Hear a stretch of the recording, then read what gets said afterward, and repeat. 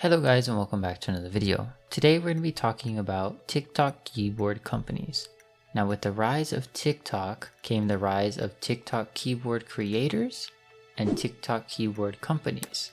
So I went around and looked at different TikTok keyboard companies and I decided to stick to one, and that is Ultkeys. And they were kind enough to send over one of their keyboards for me to review, and that's what we're going to be doing today. So Ultkeys offers a lot of different keyboards, and the one I have here is the Iridescence, which starts at $150 and goes up in price depending on what switches you want. Now this is a BM65 with Gateron Black Ink V2s, and all their switches come lubed already with Duroc V2 stabilizers that are band-aid modded and lubed and clipped. Now the keyboard also comes with foam pre-added to the case, and mine came with PE foam. I don't know if all of them do, but mine did, and I'm going to be talking about everything about this keyboard in this video. So the first thing I wanted to talk about are the switches. So these switches are Gateron Black Ink V2s, which are very nice and they sound great.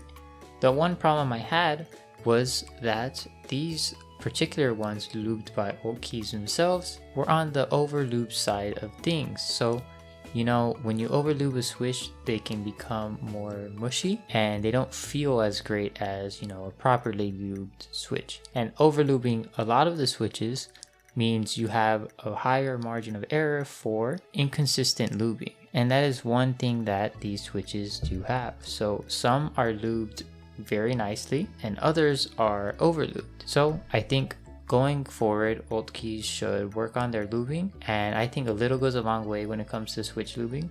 I think a lot of people can agree with me on that, especially because lubing is a personal preference. So if you're gonna have a keyboard company, the safest bet for you guys is to keep the lube onto the lower side of things, so most people would enjoy them, because not many people like to have a switch with a lot of lube on them. The next thing I want to talk about is the PE foam mod they did to this keyboard. It is a bit on the messy side, but the PE foam did cover the stabilizer wires a bit.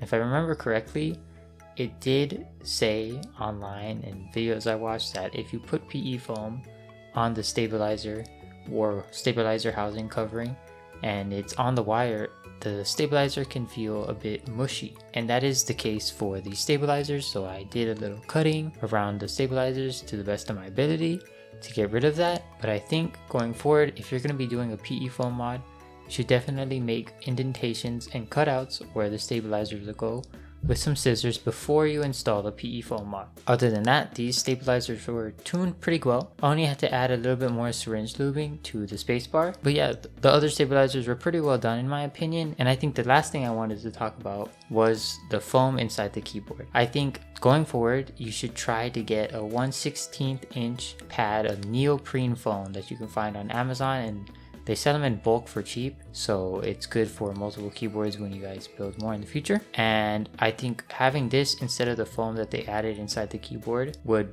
definitely be better than whatever they have in here. I'm not too sure what it is. It looks like PE foam, but I'm honestly not too sure. I went ahead and added some tape to mine because I like tape plus PE foam mod. So after that, I reinstalled everything and I put the PE foam back in the case because I didn't have that 1/16 inch neoprene foam I was talking about earlier. Other than that, here's how it sounds all put together.